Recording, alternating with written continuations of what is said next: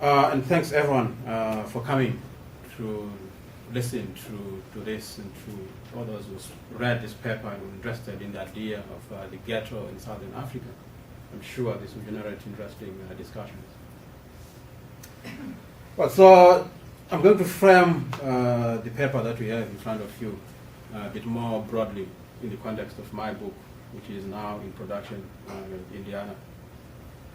Well, so this paper derives from a segment of chapter 7 of that book, which is a 12-chapter book called African Music, Power and Being, Colonial Zimbabwe, as Professor Trotter is said.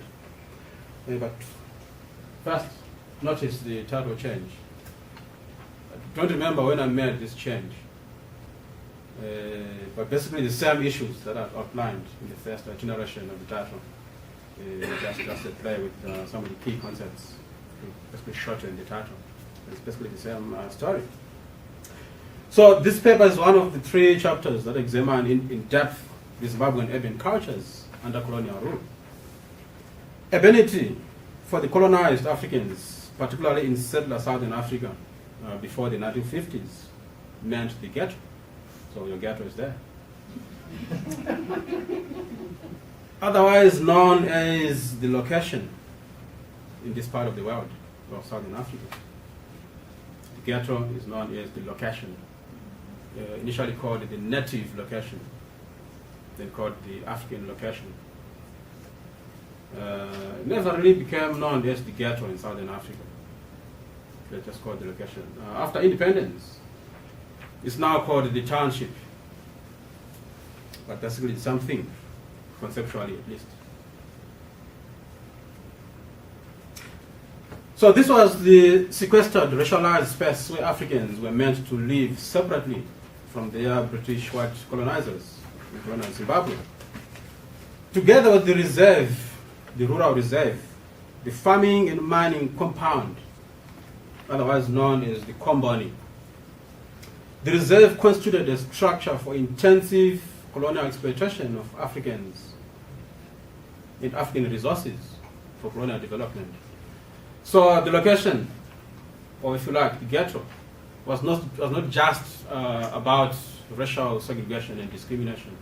It was an economic structure for hyper or ultra-intensive extraction of African resources and African labor for the development process. The post-1920 colonial Zimbabwean urban terrain was crucial to the history of contemporary Zimbabwean musical cultures. By the 1930s, the weight of colonial expropriation and enclosure had begun to squeeze and dismember the African family from the rural reserves, not reserva, further dislocating young African men onto the locations where they lived as seekers of alternative life or subsistence in the factories and white settler homes. From the mission schools, we also see the so-called mission boys who were also taking their education. They adopted European cultural capital and new forms of musical literacy to the colonial cities, the locations. So together with the regional Mutandizi or forced labor streams of Malawians, Zambians, Mozambicans and others, these itineraries of largely male migrants shape the stories, the songs and material cultures that mark the African early urban experience in colonial education. The processes of displacement, dislocation, and reassemblage weaved the tapestries of what is often celebrated as the African township music in the region. Yet, I argue, this celebration of township creativity hardly takes account of the implication of African agency in the socio-political agendas for which the colonial ghetto or location was designed.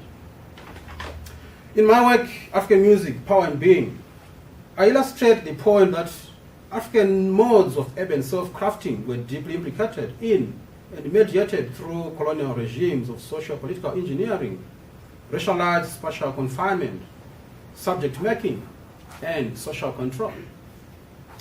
It is important, therefore, to study both the ghetto and the cultures that it spawned to fully understand African artistic creativity beyond the still fashionable but often superficial framework of popular culture.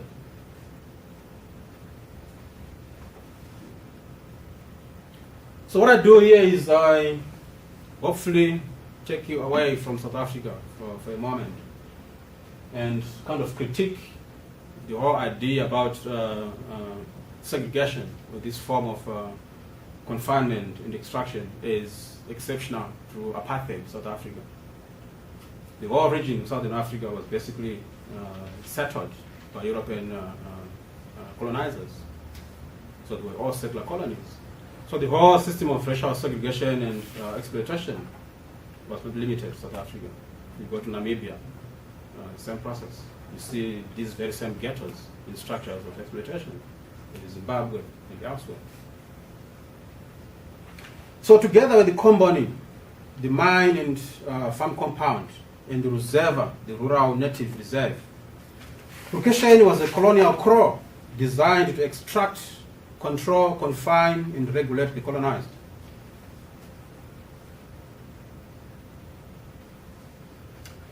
Writing on colonial Nigeria, Andrew Apter rightly observed that the key transformation of African culture under European eyes occurred through formalized closure.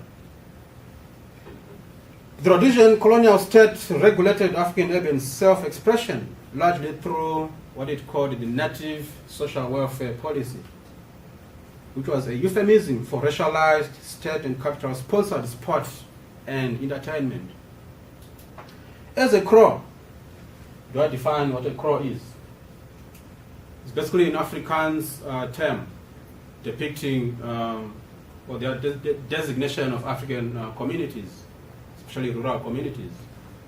But I redeploy this term to do something different, to think about the ghetto, to think about the rural so-called native reserve, to think about the farm and mine compound, to think about even the mission station as colonial crows, which were basically meant to oppress, dominate, and reproduce African being in a particular way as useful resources for colonial profit. So as a crow, Criminalized sought to structure African leisure through formalized architectures of control, through entertainment halls, regimens of programs, bookings, user fees, limited seating, approved etiquette. Africans had to learn something called etiquette and observe all these rules about how to conduct yourself in a civilized way. Separation from performers and audiences. A whole host of competitions, wide superintendent adjudication, awards, supervision, and the constant threat of violence for transgression. My work locates control, subversion, and resistance, or that is power, at the intersection of policy and performance. It argues that the music that Africans performed in and outside of these architectures of the urban colonial crow was inescapably steeped in colonial discourses of native administration, colonial spectacles, and African agonistic and antagonistic dancing with power. The often uncritically celebrated African early urban culture was not an autonomous domain, but an intersection and outcome of these colonial structures in African agency.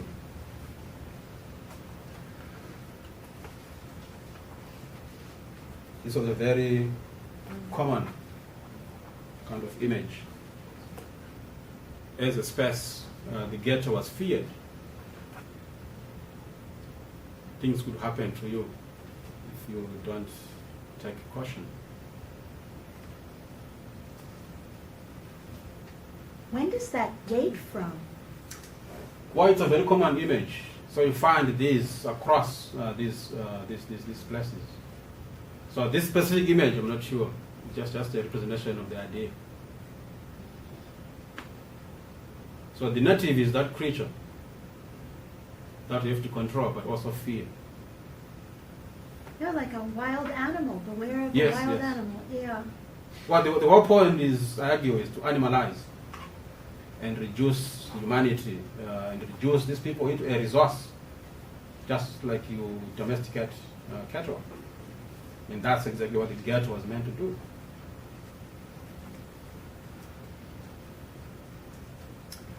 But over the years, I've looked at, I've entered, I've thought about, and latterly photographed ghetto regression halls, like Mhoze stood at war, and Cyril Jennings war in what is now Harare, and Stanley Hall in Bulawayo, Zimbabwe's second largest city.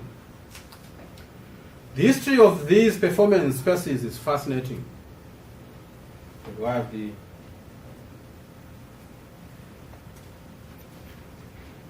are the spaces that I'm talking about. Like those in Johannesburg, Durban, and Cape Town in South Africa, these halls were designed to be miniature spaces of native confinement within the larger spaces of colonial confinement and control, the ghetto itself, and beyond it, the colony. These spaces were built from the 1930s as sites for the so-called natives, that is the colonized, to expend their excess energies without causing chaos in the white settler city.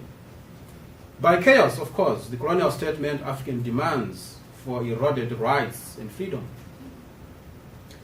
The colonial political economy, it reduced the colonized into a dispossessed and displaced worker through violent expropriation, and reinserted them into the colonial system through the discourse of lazy natives who needed to be taught the dignity of labor.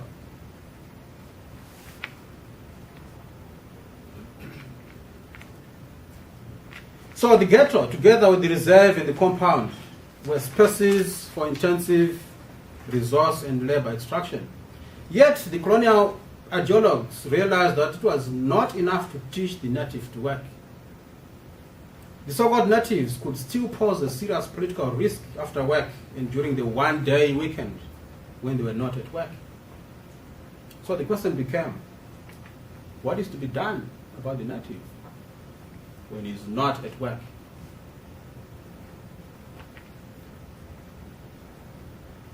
It was not enough to teach the native to work. The native also to be taught to play. So there was this whole program under the native social welfare policy to teach the native to play. And hence, we have these structures. But again, beyond the structures, we have a hands-on approach to teaching the native to play.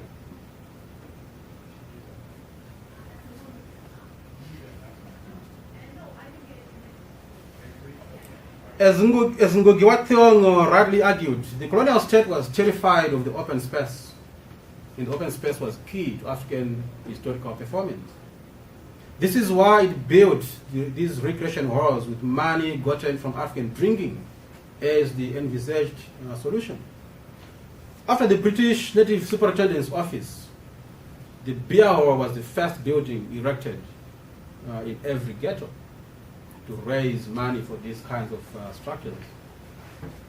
Cheap money, because the British settler did not want to, or his tax money to be used for anything connected with African development or comfort, even in the ghetto. But to come closer to the paper that you read, I read the power politics, the urge to confine and control, and the resistance and contestation against such attempts through such songs as Skokiaan, composed in the early 1940s by this man, August Msarurwa. How many of you are familiar with the music of Louis Armstrong? Oh, all of us. All of you? Yeah. Good to hear. And you are familiar with the works of Skokiaan. Msarurwa? Beyond Skokiaan? When I was a little child. Yeah. Yeah. You danced Skokiaan? My dad had it. Did you also drink Skokiaan? No. No chance? I was little. Did your father partake? He had it. Right.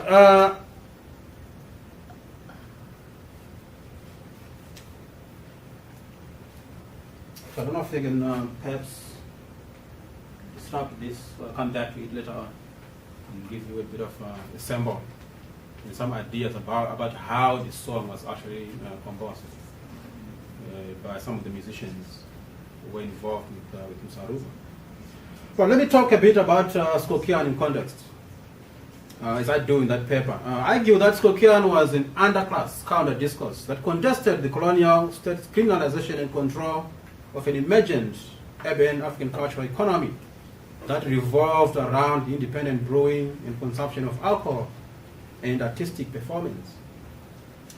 Africans responded to the criminalization of their leisure cultures by concocting Chikowero, or Skokiaan in ghetto parlance. This was a quick one-day brew that was fortified with all manner of intoxicants. And that song, sorry, that brew was the reference of Msaruwa's song. Skokiaan was therefore a metaphor for not only the tenuous existence and quick wit that African urban life demanded.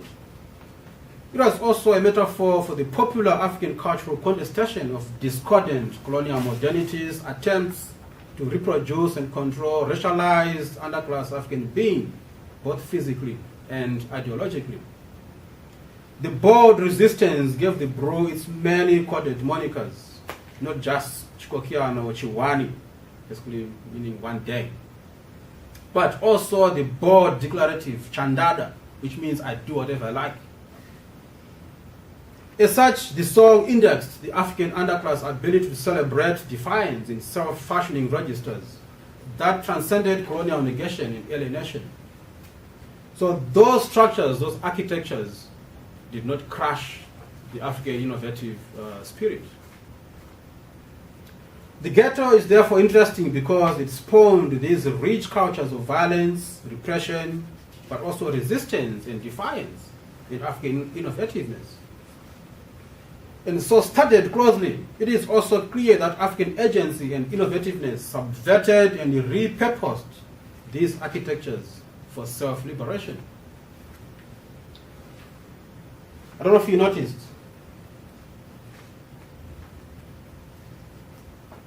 Stanley was built in 1936, but in the 1940s and 50s, it was renamed the Lumumba Hall.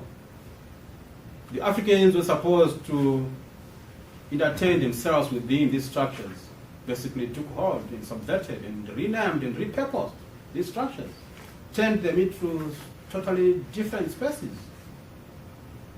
Well, because the colonial state did not have total control, at least could not totally control what Africans did, even in these sanitized and confined spaces.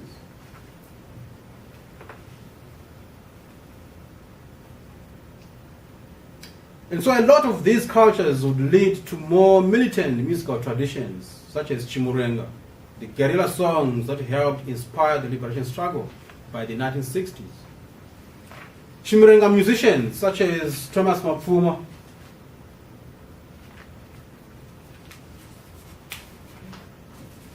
emerged as guerrilla guitarists within these confines, within the ghettos. They were guerrillas within the gates, basically.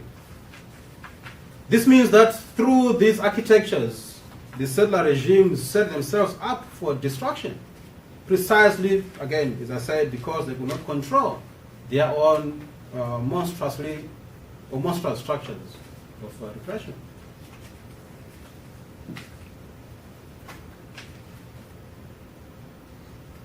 Just to conclude, let me see if I can sample for you.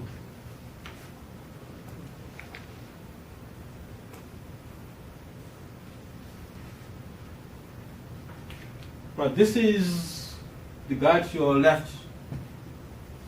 There's one guy who sang Skokiaan with lyrics.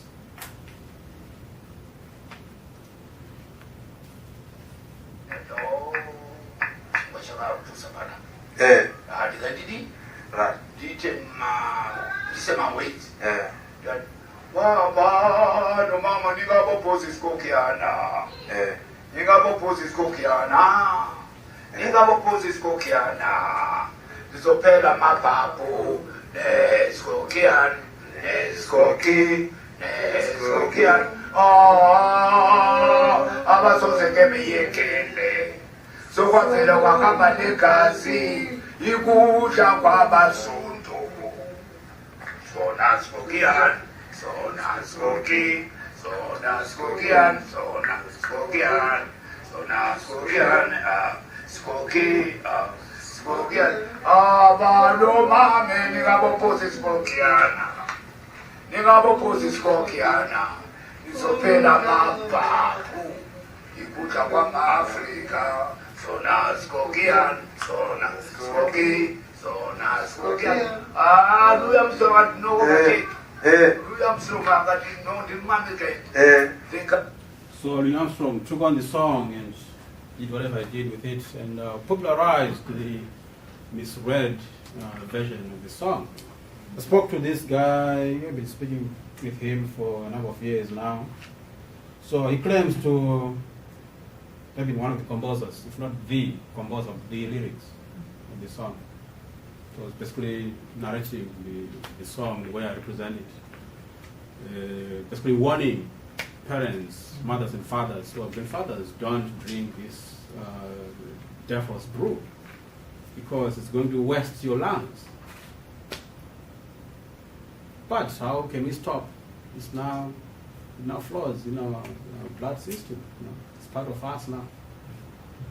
So we kind of also crawled within this vicious cycle of Skokiaan drinking. All right, thank you so much.